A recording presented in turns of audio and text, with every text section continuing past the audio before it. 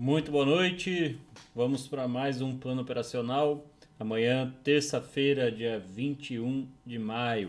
Hoje, mercado ensaiando uma recuperação, mas vejo o mercado, assim como diz aqui na notícia, ainda ensaiando, né, esse movimento, ainda bem cauteloso. Num dia com agenda fraca como amanhã, o cenário político deve ficar ainda mais forte. Nós tivemos aí um anúncio de que o Banco Central ia colocar alguns leilões de linha para o dólar, então deve pressionar. Para quem operou aí 2015, quando o mercado trabalhou nesses patamares, quando o dólar trabalhou nesses patamares, sabe que o mercado fica bastante volátil, né? Lógico que eram outros tempos, outra política econômica, outro presidente do Banco Central, mas ainda assim a gente percebe até pela própria distribuição do volume que tem ali no dólar, eu posso mostrar isso para vocês, que existe uma região de interesse, uma região não oficial de negociação do dólar. Então aqui, mais uma vez, as principais manchetes do Traders Club. Investidor deu o benefício da dúvida à política e apertou de novo, mesmo que timidamente, o botão de compra nos mercados de câmbio, juros e renda variável nesta segunda-feira. Na tarde de hoje, Bolsonaro desafiou o Congresso a aprovar uma reforma melhor que a sua equipe econômica apresentou em janeiro e falou algumas coisas aí na Firjan, né, dizendo que esse suposto embate que ele tem com o Congresso é uma grande fofoca, mas a verdade é que a gente está vivendo aí uma guerra fria, né, no governo. Amanhã,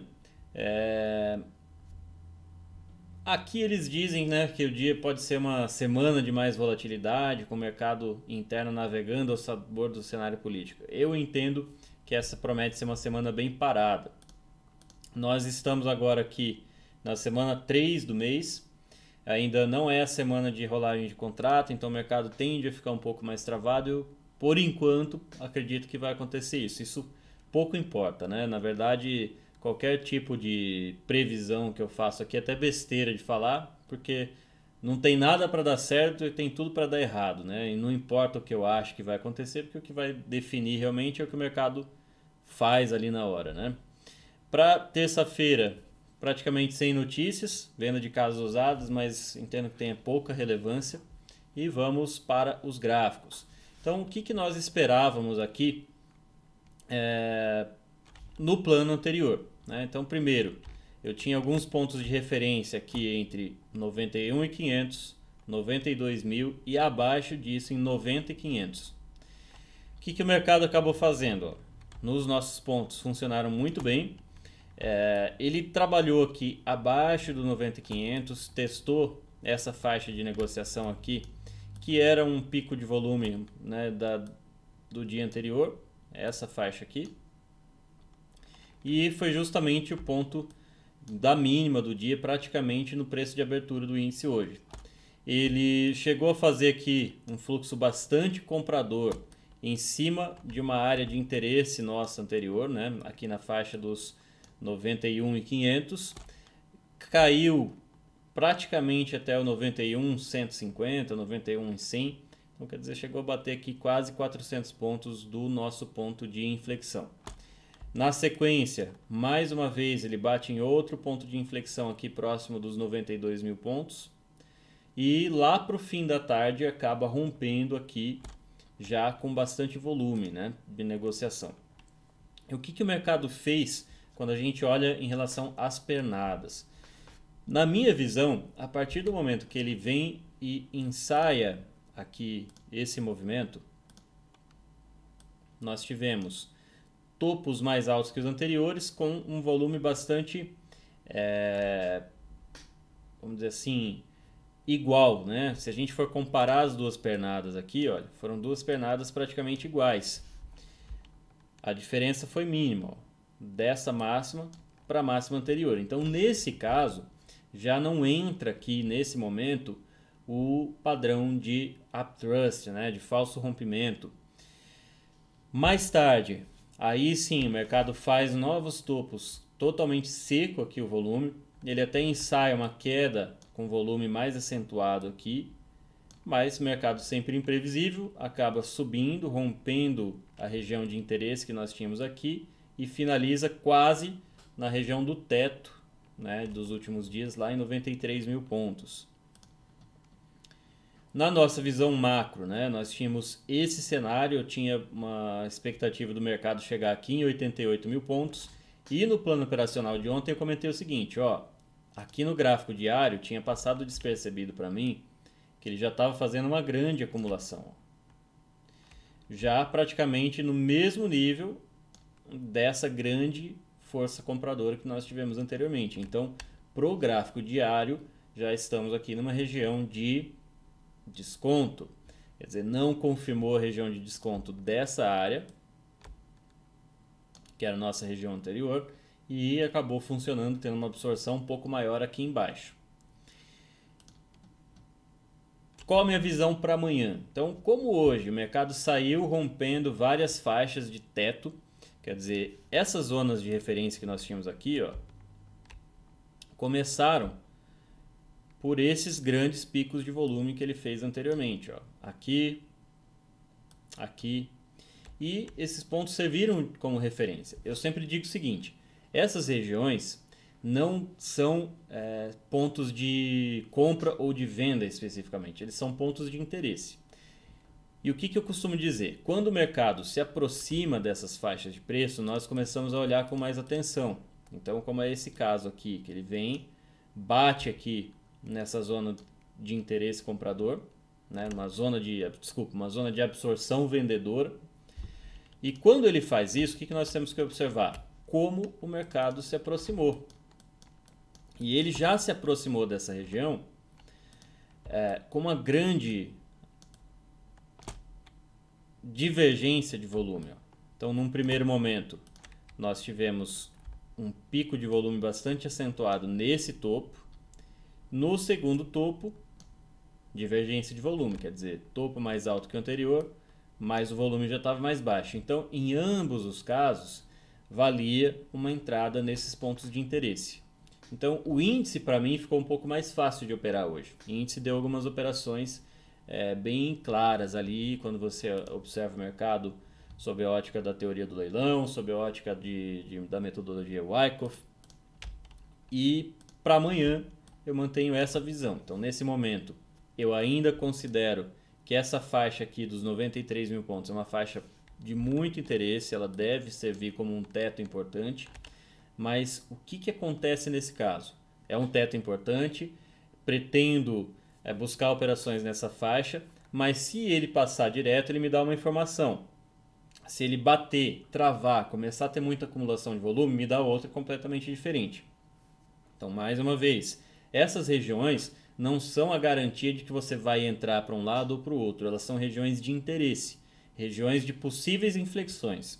E o que eu sempre costumo dizer no nosso curso é o seguinte, se você tiver marcado pontos realmente de muito interesse, os pontos realmente importantes e não excesso de pontos, o que vai acontecer é que mesmo quando o mercado passa por ele e rompe, como é esse caso aqui, como é esse caso também, ele vai gerar uma reversão com um tamanho suficiente para que pelo menos você saia no 0 a 0. Então, evitando marcar demais esses pontos, você acaba pelo menos garantindo que você não vai tomar stop. E esse é mais ou menos o raciocínio que eu sempre sigo na hora de marcar esses pontos. Vocês podem perceber que diariamente os pontos que nós temos como referência, as regiões que nós usamos aqui, que são regiões de volume, regiões que realmente mostram as pegadas dos grandes players, funcionam de forma muito eficiente. Você consegue operar tranquilamente observando a interação com essas regiões. Já em relação ao dólar futuro, eu não tinha uma visão muito clara do que podia acontecer. O que eu sabia era o seguinte, ó, quanto mais próximo do 41,31 aqui em cima, mais se intensificaria a possibilidade de venda, né? O mercado sendo considerado mais caro nessa região, como se ele estivesse vendo dessa forma. E a base compradora aqui embaixo. E o que ele acabou fazendo, né? Ele abre aqui embaixo, passa fazendo todo esse movimento de alta e depois cai muito forte. Então, para mim, honestamente, não deu nenhum sinal muito claro. Não fiz nenhuma entrada aqui no dólar. Não chegou de forma que eu julgasse que valeria uma boa entrada nos meus pontos de interesse, né? Que no caso eram esses pontos que estão marcados, geralmente pontos de defesa de grandes players. Então não fiz nenhuma entrada no dólar, fiz só operações de índice hoje, ficaram bem mais claras. Na visão macro, por que eu tenho marcado esse 41,31? Ele é um ponto de controle dessa região aqui atrás, e eu entendo que ele funciona como um imã desse movimento que está acontecendo agora. Visão operacional para amanhã, agora um pouco mais bem definida. Eu entendo que, principalmente quando eu pego o profile desse movimento inteiro, e ele me deixa bem claro o seguinte, nós temos uma zona de dupla distribuição. Então, uma área de valor aqui em cima, outra área de valor aqui embaixo, e um grande gap de volume nesse centro. Esse gap de volume é justamente a região que, caso os preços retornem para lá, ele tende a passar direto e possivelmente tende a ficar preso aqui, negociando nessas faixas. Porque normalmente o mercado tende a preencher essas regiões que foram mal trabalhadas. Uma das possibilidades que eu já venho considerando aqui em relação ao dólar é o seguinte. Deixa eu tirar a minha imagem aqui um pouquinho para vocês verem a zona de dupla distribuição. Quando acontece isso, eu já começo a considerar sempre o seguinte, ó. Eu já vinha repetindo há vários dias que o mercado tinha aceitado negociar em patamares mais altos.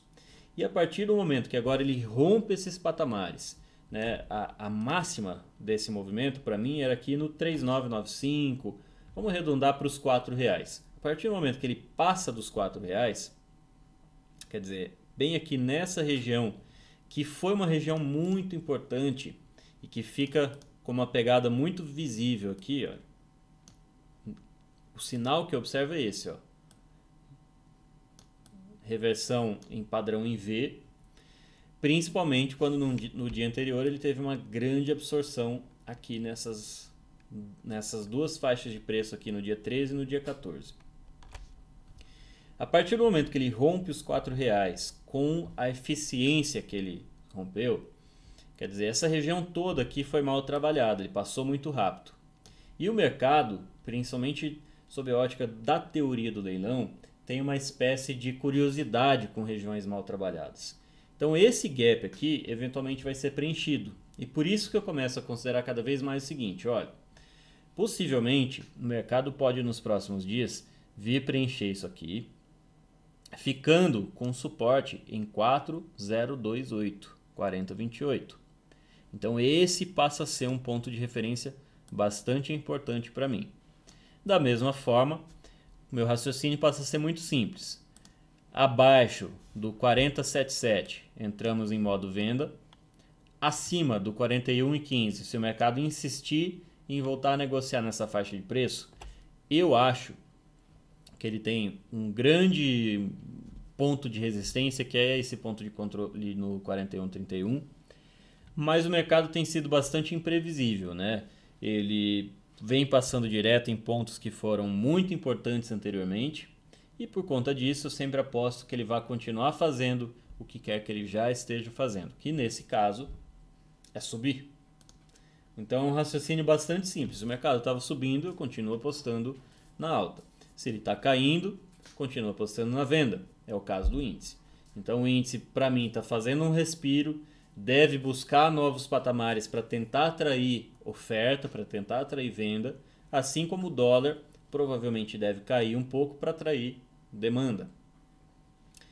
Nesse momento aqui, pela metodologia Wyckoff, nós teríamos que ter um clímax de compra, quer dizer, um grande pico de volume aqui embaixo, um volume comprador, coisa que não aconteceu ainda. Então, mais uma vez, quando isso acontece, eu sempre entendo que ainda falta encontrar esse topo do dólar. Pode ser que aconteça amanhã aqui no 41,31, pode ser que só venha acontecer mais para o fim da semana, mas de qualquer forma, eu entendo que agora o mercado tem suporte, né, aqui embaixo. mas ainda não tem teto. Pode ser que ele até venha a cair abaixo do 40,77 por uma questão de exaustão do fluxo comprador. Quer dizer, os compradores perderam o interesse de negociar em patamares tão altos ou eles estão muito cautelosos. Então, isso é teoria do leilão aplicada. A partir do momento que eu já tenho isso aqui no meu radar, eu passo a funcionar sempre com cenários, né? Então, cenário 1 é um cenário de consolidação, por isso que eu tenho duas setas saindo aqui do 41,15 e 40,77, com alvo aqui no meio. Segundo cenário, perda do 40,77 e cenário 3, rompimento do 41,15. Uma coisa que me chama a atenção, quando o mercado passou do 41,15 e se aproximou do 41,30, ele sofreu uma forte rejeição, esse movimento aqui. Então pode ser que isso se mantenha. Então perceba que eu sempre falo muito sobre pode acontecer se fizer isso. Por quê? Porque eu não caso com nenhuma análise. Eu crio cenários, tenho pontos de referência e de acordo com a interação do mercado com esses pontos de referência que eu tomo as decisões. Então isso é uma lição muito importante, tanto de um ponto de vista operacional, que te dá essa liberdade para agir, quanto de um ponto de vista psicológico. Quando você trabalha estabelecendo cenários, você não fica com aquele viés, você não casa com aquela análise. Por consequência, você diminui a chance de errar uma análise, errar uma operação e ficar ali insistindo, alongando stop, fazendo preço médio, coisa que leva muita gente para falência. Então, a nossa filosofia é de poucas operações, operações pontuais, tiro de sniper e em regiões de referência. Seguindo essa forma, mesmo que você stop, né, você vai tomar poucos stops. Muitas vezes você vai tomar um stop, 2 stops no máximo ali naquele dia. E quando você acertar, a gente pega muitas viradas de mercado. Observem como que vai ser o andamento de amanhã. Observem, inclusive, como vai ser a abertura, porque dependendo da abertura, já lá na abertura a gente consegue definir qual é o cenário mais provável, se é o cenário 1, 2 ou 3. Vou ficando por aqui. Boa noite a todos, bons trades e boa semana.